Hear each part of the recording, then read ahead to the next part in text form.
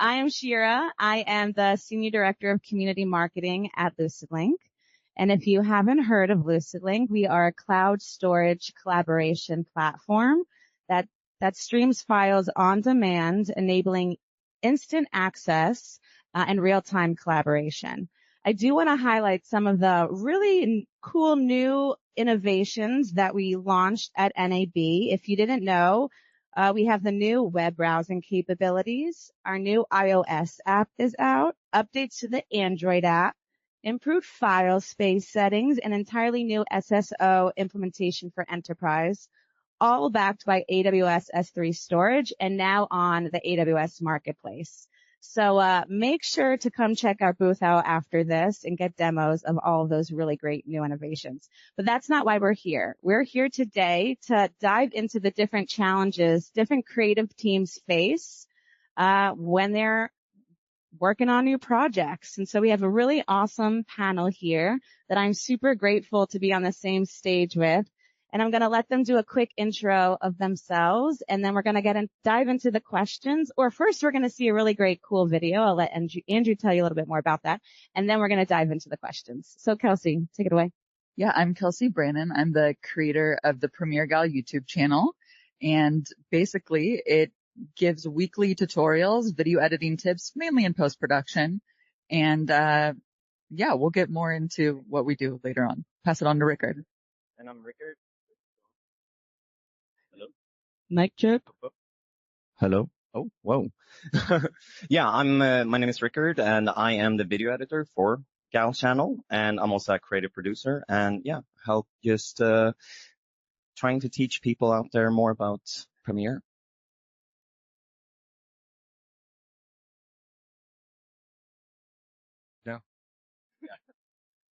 I'm Andrew Bentley. I am a content creator and the winner of the LucidLink challenge. So thankfully I'm here on their behalf. I run my own freelance business and do YouTube as well as work with a wonderful marketing team that uses LucidLink on a daily. Hello. I'm Brian Sanford. I'm the director of post-production for a New York-based creative production studio called Versus. Amazing. So yeah, we have a wide variation of creators and editors here, from agencies to freelancers doing their own thing. Before we get into the questions, I think it would be really cool for all of us to watch the video that Andrew created for our Every Second Counts competition. We launched that before NAB. Every second counts is really important for not only creators, but everything that we do, especially when we're, heading into new projects. And we want to make sure that you're using your time wisely and you're getting your time back to do the things that you really love. So this video, it really talks about what every second counts means to Andrew. Time. The only finite resource that everyone gets to experience. It has more value than anything, yet it's the number one thing that is taken for granted. 72 years is the average lifespan. That's only 864 months. With 30 days in a month or 4 weeks the same, we experience day by day as we live day to day. Every hour, every minute, forgotten in a second. How will you spend your time? Let's give it up for Andrew. Awesome. So yeah, we flew Andrew out here because he won, and we're really happy he's here with everyone else on our panel. Let's get into the questions, shall we? So Brian, let's start with you. Sure. Let me change this. There we go. What were the biggest pain points that you faced in your past workflows? And then when did you realize things could be easier? Yeah, so broadly speaking, use LucidLink. Getting back time for production when you're running a studio is just extremely critical in like every facet possible. So now with the cloud and with Lucid, we can look at projects differently as we're job planning, and we can look at our schedules differently. We're a small-ish studio, about 50 people. So when we job plan, we have to take into account everything, right? So we can now take on projects that we might not have been able to because we're getting back time by leveraging this technology. And it's a real game changer for just how the studio works and how we look at each project that we're taking on and for our growth trajectory. Yeah, that's awesome. And that's like coming from this agency, right? And versus, and Andrew, from a creator perspective, what about you? How do you answer that question? Thank you. Well, for me, it really helps to not worry about carrying around any more SSDs or hard drives and be afraid of, corrupting my footage or possibly dropping them. I have access to it whenever, wherever, and it opens up so many possibilities for collaboration if that comes or when that comes. Kelsey, from a Premiere Gal perspective, what has it unlocked for you? Well, I just want to reiterate that file sharing is like the same. It has the same value, no matter if you're an enterprise or you're a creator, freelancer. It's all the same, right? You need your files and you need them fast. And I run a team of editors, and we're all on 3 different continents. And so being able to share footage, upload it in Europe, and have Rickard be able to see that instantaneously in LA is so cool. Doesn't have to worry about downloading it. It's just there, and you know that it's seamless. So it just helps us, get to the creative part faster in a way. Yeah. And so tell us a little bit about your relationship. So you guys have been working how long together? Yeah. So I reached out to Rickard on Instagram because I really liked his editing style. And, we did a test project together and we just clicked. And it's been about 3 years now. And thanks to LucidLink, it's our first time actually meeting in real life. We've always missed each other. We've done video calls and here we are. So LucidLink connecting us remotely and IRL. New slogan. Yes. Yes. Love it. Write that down. Yeah. So what does this mean for you? Like you're here, you're meeting each other for the first time. Like what's this experience like and how has LucidLink, or changed your workflows? Yeah, I mean, first of all, that's great. Like so much fun. Like the problem with LucidLink is that it might be too good because like we haven't had a reason to meet up. But no, but it's been great to finally get to meet each other and so on. But when it comes to the actual work, I mean, it's so cool being able to work with like remote because I'm in LA, Kelsey's in Poland, and then we have another editor in Thailand, and we can work around the clock, basically. We cover all the 24 hours of the day. So this also helps us, with life-work balance because instead of, as an editor, you might know or you might have experienced that you have to sit up for very long, like very late nights. But we have the opportunity now to hand over our projects in real time and just like, okay, I'm going to bed. You take over and they can just open up the project and just continue from where we left off. And that makes the biggest difference in the world instead of like having to download 100 gigabytes or something like that and it postpone everything or like delay everything for like a day or two. And usually I'm the one reviewing. So if he goes to bed and we have a short deadline and I wake up and I'm like, oh, I want to make a quick change, I can open up that Premiere Pro project and make them myself. And it just, it's up to date from when you closed it off. Yeah. It's really, really seamless. Brian, kind of talk us through how you're working across, all the different editors that you have and, what do you think is going to change in the future even further? Or what are some ideas that you think could be even more improved?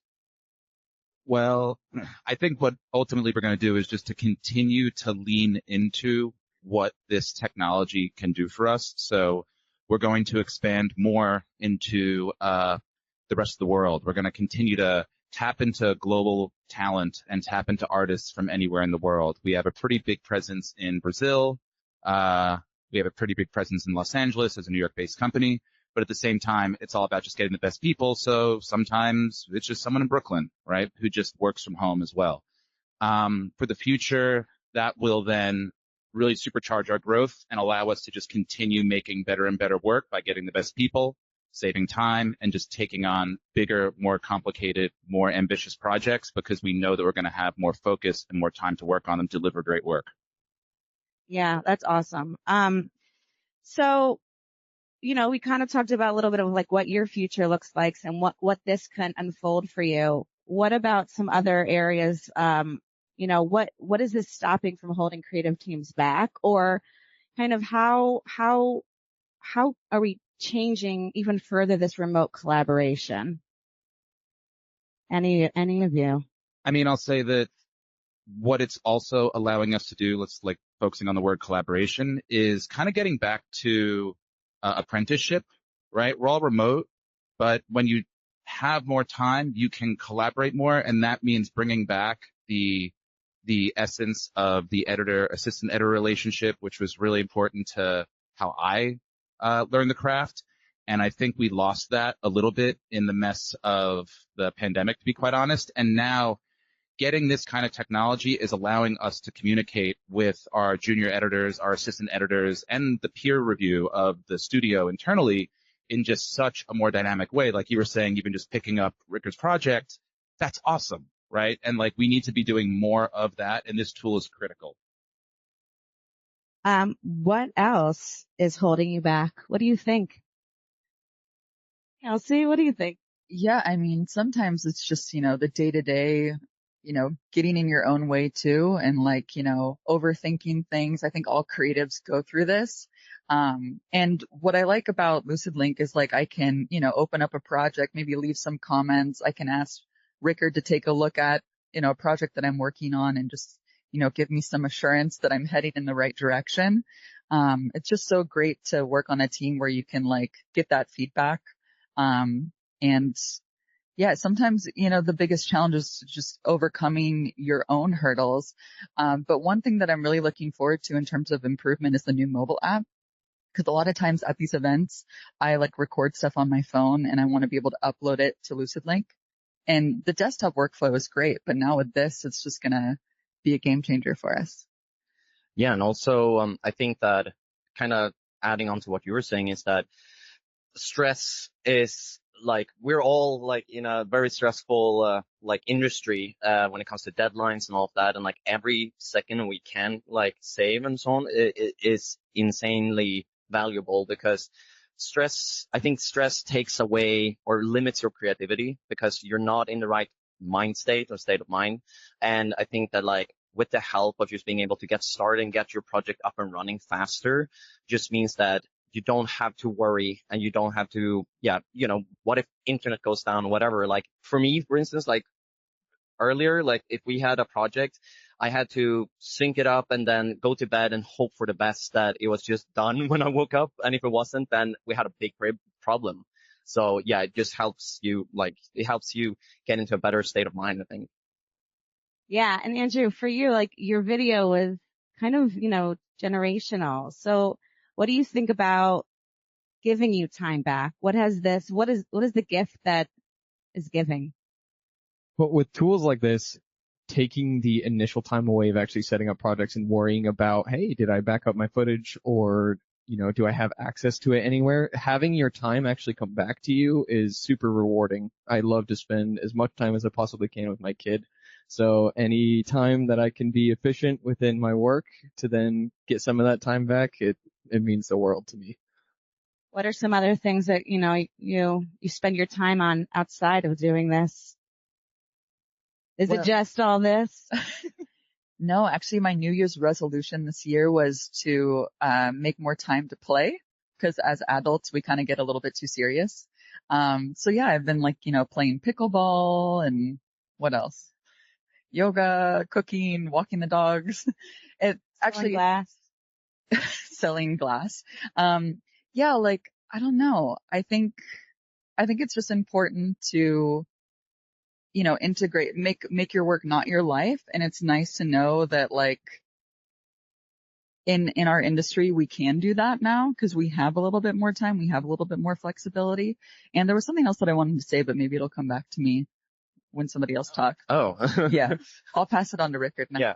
No, for me, I think, talking about stress and so on, like maybe it's just because I'm a stressed person, but I meditate a lot, and I think that like it helps me be able to like do a better job in meditating and being more present when it comes to having everything set up already and so on. I think that like it gives me a peace of mind in another sense, and it also gives me more time to like actually be able to sit down and not doing anything for a change, because I think you can become a better editor outside of editing by taking good care of yourself and taking care of your mental state and so on. You become more creative by stepping away for a bit and then coming back and be able to like do whatever you have learned from your session. You can come back and execute on that.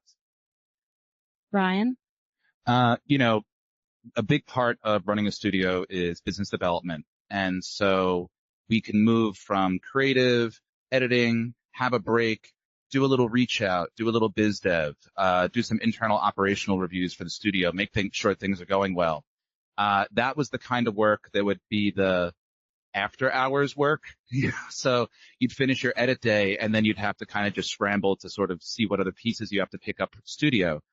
And now the rhythms of the day are just feeling just more right.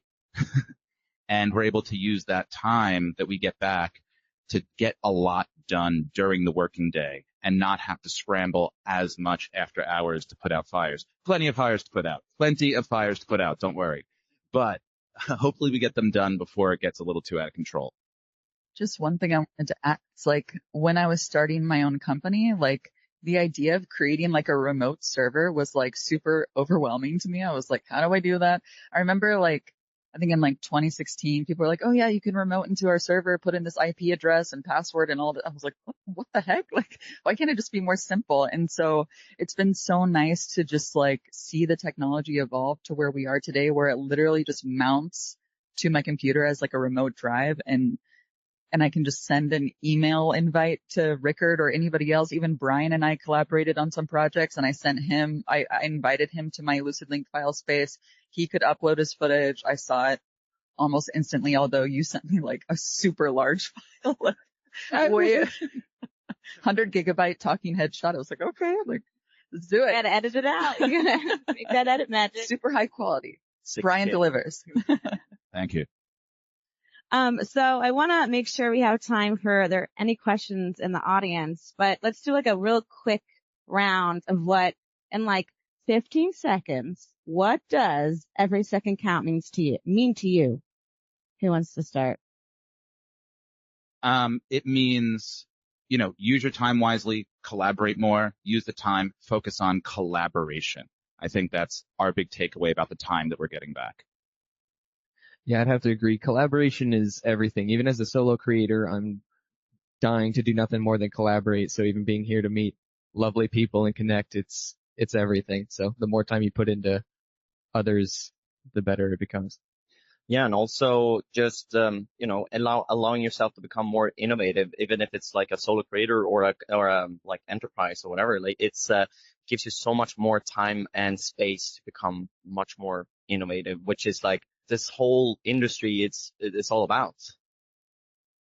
Yeah, I take it very literally for what it is. Every second counts. Like that's what it means to me. And it's like I can focus on planning projects that I've been wanting to make, rather than just getting the rhythm and pushing out content that I know that will perform well. I can think about, okay, maybe we can try this out this time because, every second counts. Why not take advantage of this time that we have?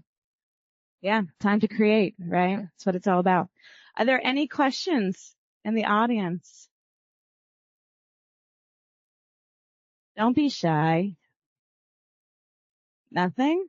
Yeah? Questions? Sure.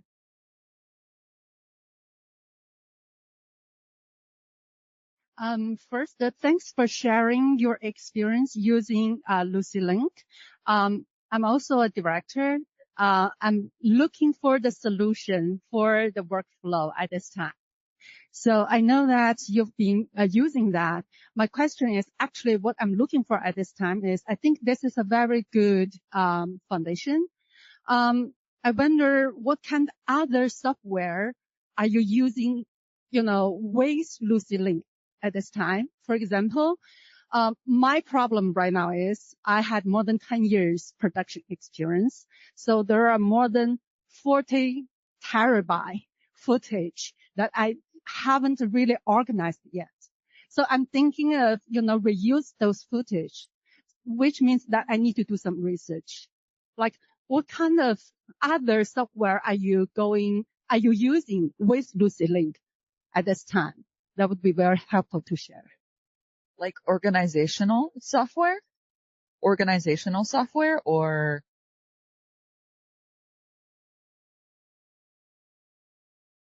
it doesn't matter? Yeah, that doesn't matter. Whatever software is effective,